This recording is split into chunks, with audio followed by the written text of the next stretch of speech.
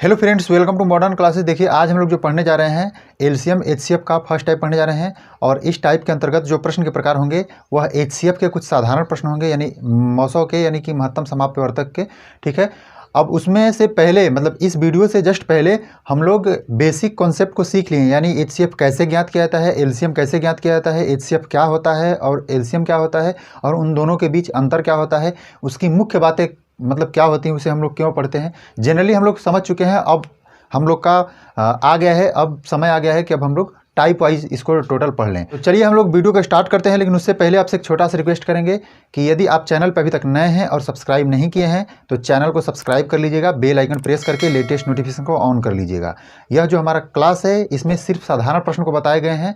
जैसे जैसे हम लोग आगे बढ़ेंगे उसमें थोड़ा हार्ड क्वेश्चन आते जाएंगे। आप किसी भी एक बुक को फॉलो कीजिए और फॉलो करने में जो भी क्वेश्चन वगैरह मिल रहा है उसमें आप सोल्व करने का प्रयास कीजिए। यदि आपको प्रॉब्लम आता है किसी भी प्रश्न में तो आप हमारे दिए गए डिस्क्रिप्शन बॉक्स के व्हाट्सअप नंबर पे सेंड करके उसका जवाब पूछ सकते हैं। देखिए हमारा पहला क्वेश्चन कुछ इस प्रकार से है, वह बड़ी से बड़ी संख्या ज्ञात कीजिए जो 24, 60 और 84 पूरी तरह से विभाजित हो जाए।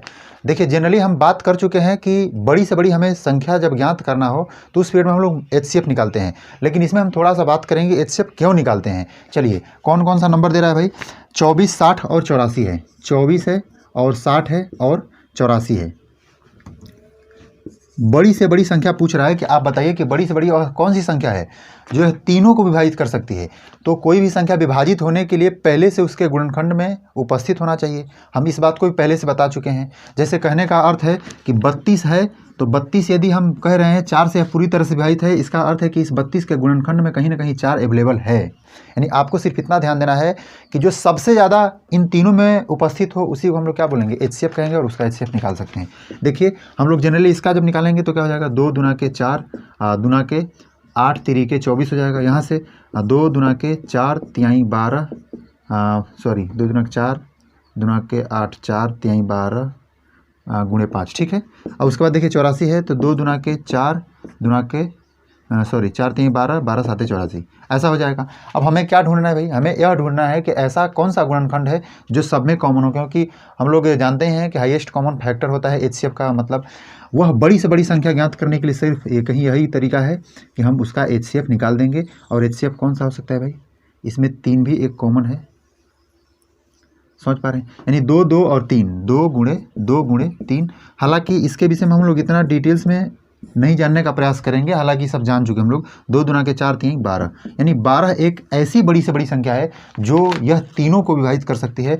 अब सोच सकते हैं यदि कि 12 से बड़ी कोई ऐसा संख्या हम लोग ले लें और जो कि तीनों को विभाजित कर दे, तो ऐसा नहीं संभव है। सिर्फ 12 ही है जो कि सबसे बड़ा है और इन तीनों को विभाजित कर सकता है। चलिए हम लोग नेक्स्ट क्वेश्चन देखते हैं।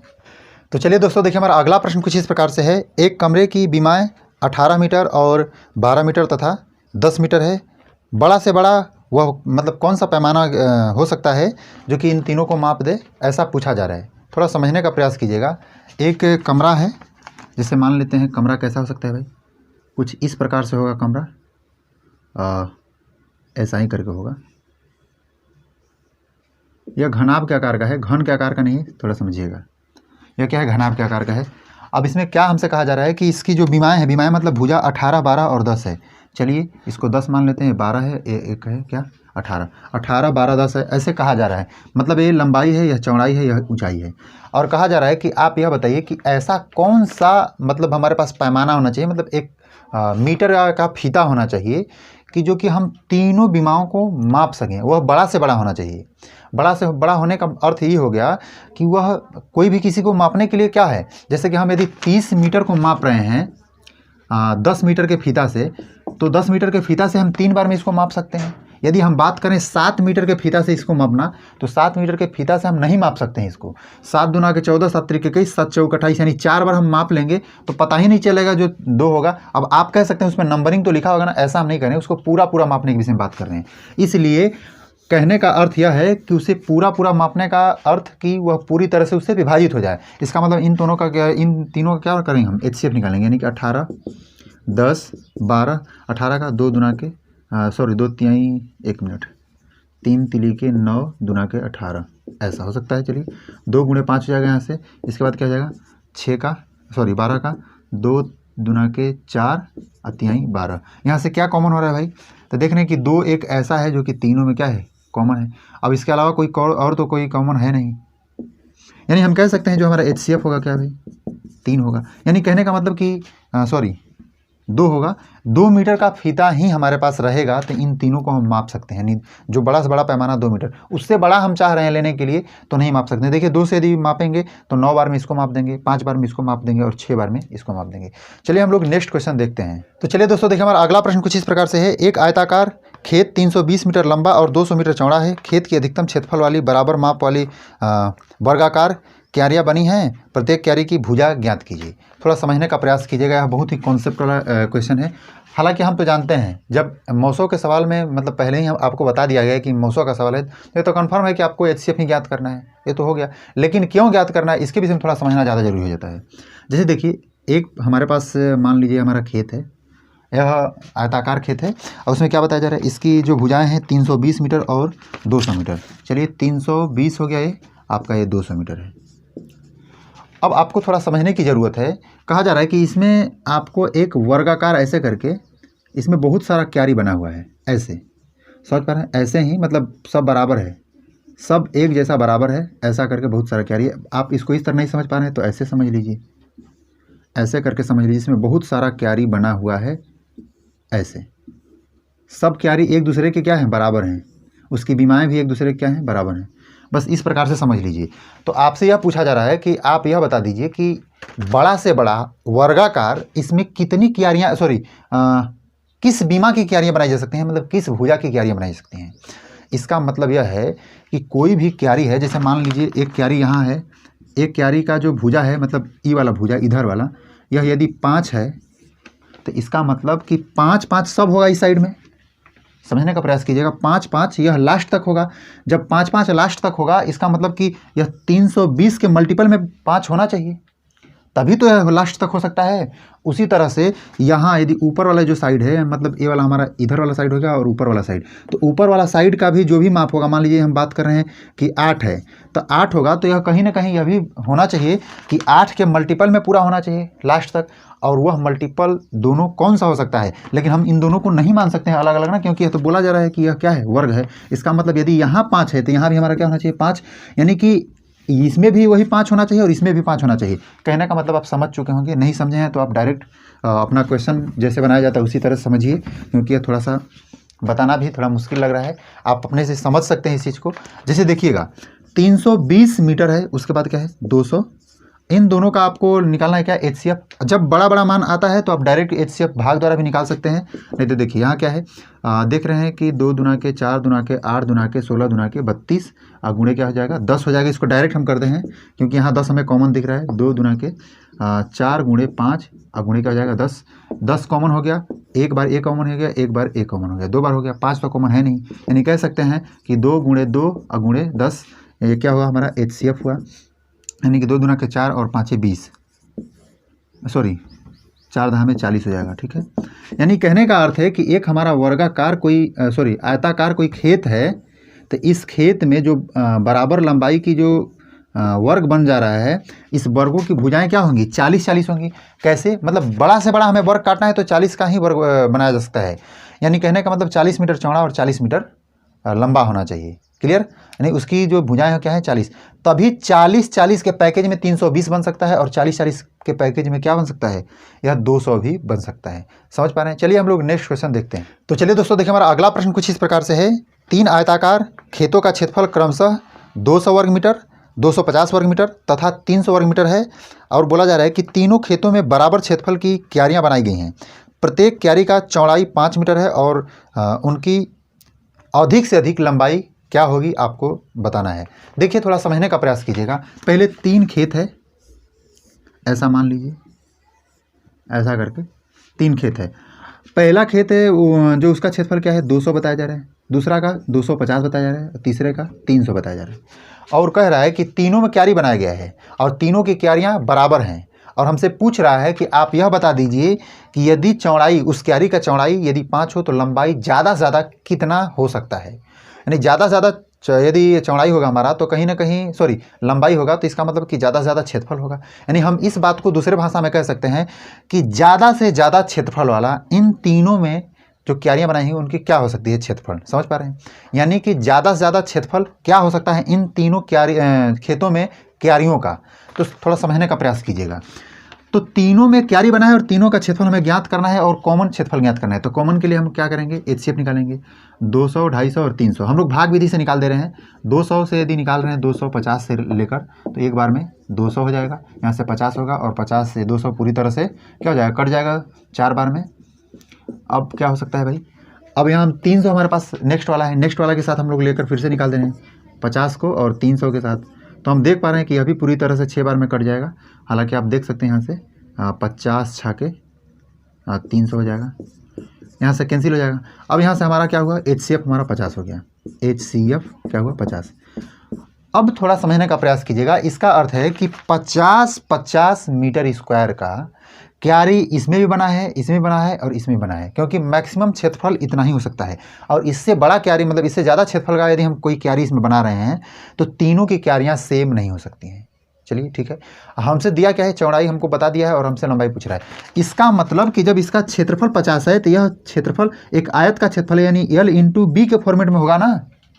समझ पा रहे हैं? क्योंकि आयत का क्षेत्रफल क्या होता है, लंबाई गुणे चौड़ाई होता है। और यह क्षेत्रफल पूरा दे दिया है 50 उसके एक क्यारी का, और इस एक क्यारी का जो क्षेत्रफल 50 है उसमें चौड़ाई हमें बता दिया है कि 5 है। तो हमसे पूछ रहा है कि लंबाई क्या होगी। इस चौड़ाई को हम भाग के रूप में ऐसे करके देंगे तो यहाँ से लंबाई क्या निकल के आएगा, तो लंबाई निकल के आएगा क्या भाई, 10 निकल के आ जाएगा। इस बात को समझना है।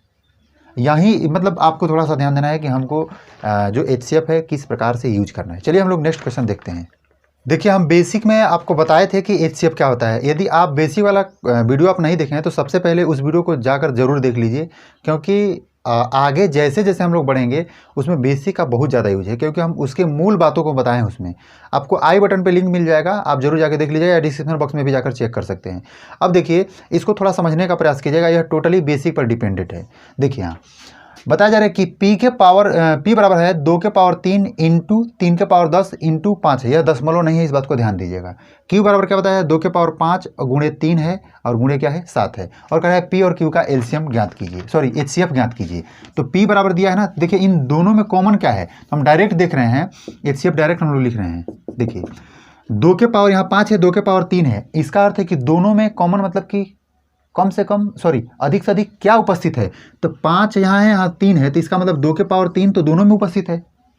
जस्ट उसके बाद यहाँ 3 के पावर यहाँ 1 है, 3 के पावर यहाँ 10 है, यहाँ कुछ नहीं तो 1 है। यानी कहने का अर्थ है कि कम से कम 3, एक बार 3 दोनों में उपस्थित है, इसका मतलब 3। यहाँ हम देख रहे हैं कि 5 और 7 ये दोनों अलग है, इसका मतलब कि हमारा एचसीएफ क्या हो जाएगा, ये हो जाएगा 2 के पावर 3 यानी 8 गुणे 3, 8 3 क्या हो जाएगा 24। बहुत ही सरल है, जनरली बच्चे थोड़ा फंस जाते हैं इसमें, ये तो दशमलव कर दे दिया, इसमें पावर दे दिया। पावर का कैसे हम लोग एचसीएफ निकालते हैं, लेकिन ऐसा कुछ नहीं है, बहुत ही नॉर्मल है, कॉन्सेप्ट आप सीखे हैं तो उसमें कोई दो राय नहीं है। चलिए हम लोग नेक्स्ट क्वेश्चन देखते हैं। तो चलिए दोस्तों देखिए, हमारा अगला प्रश्न कुछ इस प्रकार से है, यदि ए और बी महत्तम समापवर्तक 12 है, यानी ए और बी का महत्तम समापवर्तक यानी एचसीएफ हमारा 12 है, और ए बी धनात्मक पूर्णांक है, तथा बताया जा रहा है कि ए बी से बड़ा है और जो बी है वह 12 से बड़ा है, तो ए और बी का न्यूनतम मान क्रमशः क्या हो सकता है। ए और बी का मान पूछा जा रहा है, लेकिन इसमें कंडीशन क्या दिया है इसके विषय में थोड़ा समझ लेते हैं। ए और बी दो संख्या है, ए और बी, इन दोनों का एचसीएफ क्या है, एचसीएफ हमारा 12 है। और हमसे क्या बताया जा रहा है, हमसे बताया जा रहा है कि ए और बी जो दोनों हैं, इन दोनों को बताया जा रहा है कि क्या है, दोनों धनात्मक पूर्णांक हैं। और क्या बताया जा रहा है, ए है वह बी से बड़ा है और बी है वह 12 से बड़ा है। और हमसे पूछ क्या रहा है, हमसे पूछ रहा है कि आप यह बता दीजिए ए और बी का न्यूनतम मान क्या होगा।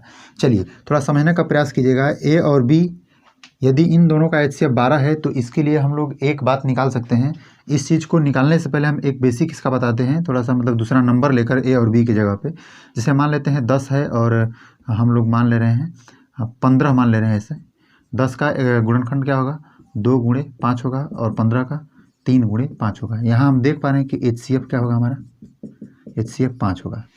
कहने का सिर्फ इतना मतलब है कि 10 के भी गुणा में हमारा 5 है और जो 15 है उसके भी गुणा में हम देख रहे हैं कि 5 है। समझ पा रहे हैं? यानी 15 के भी गुणनफल और 10 के भी गुणनफल 5 है, तभी हम इसको क्या किए हैं, HCF के रूप में लिखे हैं। और वह अधिकतम मान है, यानी कि 5 से ज़्यादा और कुछ कॉमन नहीं है।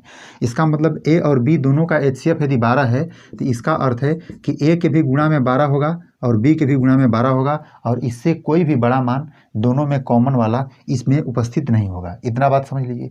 इसके बाद हम कह सकते हैं इसके गुणा में कुछ और हो सकता है, जैसे 10 के गुणा में कुछ और है, 15 के गुणा में कुछ और है। अब देखिए, हमको न्यूनतम मान प्राप्त करना है, तो A और B का जो वैल्यू होगा उसको न्यूनतम ज्ञात करने के लिए यहाँ दोनों का मान जो होगा वह कम से कम रखना होगा। चलिए हम लोग सबसे पहले 1 रखते हैं और यहाँ 2 रख लेते हैं। ऐसा मान ले रहे हैं क्योंकि सेम रखना भी नहीं हमें। अब जैसे 1 रख सकते हैं जनरली, लेकिन यहाँ फॉलो हो रहा है, हो पाएगा क्या, हमारा A बड़ा है और B से, तो यहाँ से हम देख पा रहे हैं क्या कि 12 हो रहा है, A क्या हो रहा है, 24 हो रहा है। यहाँ A छोटा है और जो B है वह बड़ा है, ऐसा है यहाँ नहीं। इसका मतलब कि 1 और 2 हमारा रखना सत्य नहीं होगा। हम क्या रखेंगे, 2 और 3 रख के देख लेते हैं भाई। 2 1 यानी इसको बड़ा करके इसको छोटा करके देख लेते हैं। जब यदि इसको 2 रखा जाएगा तो क्या हो जाएगा, 24 हो जाएगा, और इसको रखेंगे तो क्या हो जाएगा, 12। यह 24 हो गया और यह क्या हो गया, 12 हो गया। लेकिन फिर से यहाँ सा गड़बड़ हो गया क्या कि 12 से इसको बड़ा होना चाहिए, लेकिन यह बड़ा नहीं हो पाया है। इसका मतलब है कि यह भी हमारा रखना क्या हुआ, गलत हुआ। हम बार बार गलत रख के आपको यह बताना चाह रहे हैं कि आप जब भी रखें तो इस बात का ध्यान रखें कि इस कंडीशन में फॉलो हो रहा है कि नहीं हो रहा है। तो उस पीरियड में हमें यह बात ज्ञात हुआ कि 2 और 1 नहीं हो सकता है। हम लोग 3 और 2 रख कर देख लेते हैं। जब 3 रख कर देखेंगे तो यह 12 3 36 हो जाएगा, और 2 यहाँ रखेंगे तो 12 दुना के 24 हो जाएगा। यानी कह सकते हैं A का वैल्यू क्या हुआ हमारा भाई, 36 हुआ, और जो B का वैल्यू हुआ वो क्या हुआ, 24 हुआ। और उस तरह से यहाँ देख पा रहे हैं कि कंडीशन में हमारा फॉलो हो रहा है, अर्थात सबसे कम से कम मान क्या हो सकता है, तो 36 और 24 हो पाएगा। चलिए हम लोग नेक्स्ट क्वेश्चन देखते हैं। देखिए हमारा अगला क्वेश्चन बताया जा रहा है कि 1.08, 0.36 और 0.9 का HCF क्या होगा। यानी कि जब डेसिमल अर्थात दशमलव का यदि HCF आपसे पूछा जा रहा है या LCM पूछा जा रहा है तो उसको कैसे निकालिएगा, बेसिक क्लास में हम नहीं बता पाए हैं। हम आपको बता दें कि बेसिक क्लास में आप जाकर जरूर देख लीजिएगा एक बार, उसमें बहुत सारी बातों को बताया गया है। हम इसको डेसिमल वाला और फ्रैक्शन वाला नहीं बताए थे।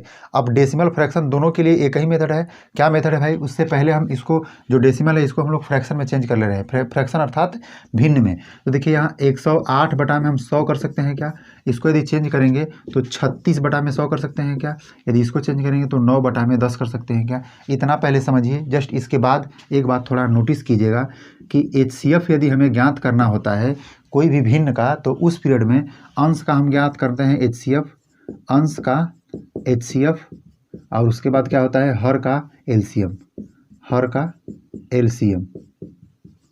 उसी तरह से यदि हमको LCM ज्ञात करना होता है तो उस पीरियड में हम क्या करते हैं, अंश का LCM ज्ञात कर लेते हैं हम लोग, और जस्ट उसके बाद हर का HCF ज्ञात कर लेते हैं हम लोग। बस इतना बस ध्यान दीजिएगा। यानी हमें HCF ज्ञात करना होगा तो ऊपर वाले का HCF, जो नहीं ज्ञात करना है यानी कि LCM हमें नहीं ज्ञात करना है, तो इसलिए हम LCM को क्या करेंगे, नीचे कर लेंगे। क्लियर। यानी बस इतना फॉर्मूला याद करने का तरीका है, जो भी निकालना है वो अंश के विषय में करेंगे, जो नहीं निकालना होता है उसके हम लोग हर के विषय में कर लेंगे। जैसे यहाँ हमें क्या ज्ञात करना है, इसका HCF ज्ञात करना है, ऊपर वाले का हम लोग लेंगे HCF। ऊपर वाले तीनों का जब HCF लीजिएगा तो क्या हो जाएगा भाई, HCF 9 हो जाएगा। क्यों, देखिए हम लोग बार बार फ्रैक्शन करके नहीं देखेंगे, इस बात को समझिएगा थोड़ा सा कि उसका बार बार हम लोग फैक्टर करके नहीं देखेंगे। कारण यह है कि जब तीनों का फैक्टर कीजिएगा बार बार तो थोड़ा ज़्यादा समय लगेगा, फिर 6 क्लास के बच्चों में और आप में कोई अंतर नहीं रह जाएगा। इसमें हम देख रहे हैं कि 9 इसमें सब में कॉमन है, इसलिए 9 को हम लोग कॉमन रख लिए, और नीचे का जो यदि हम LCM लेंगे तो क्या हो जाएगा, 100 हो जाएगा। इस प्रकार हम कह सकते हैं कि 0.09 क्या हो जाएगा, इसका HCF हो जाएगा। हालांकि LCM तो हम नहीं अभी बताए हैं, मतलब आगे पढ़ेंगे ही भिन्न का LCM कैसे बनाया जाता है, लेकिन इसका यदि LCM बनाना होता तो हम क्या करते, ऊपर वाले का LCM ले लेते और नीचे वाले का HCF ले लेते। समझ पा रहे हैं। यदि भिन्न के रूप में आ जाए, जैसे यहाँ तो दशमलव था तो हम लोग ऐसे कर दिए, यदि डायरेक्ट भिन्न के रूप में आ जाता है तो भी आप इस प्रकार से समझ के उसको बना सकते हैं। आशा करते हैं कि जो भी कुछ इस वीडियो के माध्यम से हम आपको बताने का प्रयास किए हैं आप समझ पाए होंगे। यदि ऐसा है तो आप हमारे वीडियो को लाइक कर दीजिएगा, दोस्तों के साथ शेयर कर दीजिएगा। आज के लिए हम लोग इतना ही रहने देते हैं, मिलते हैं नेक्स्ट वीडियो में, तब तक के लिए आपका धन्यवाद।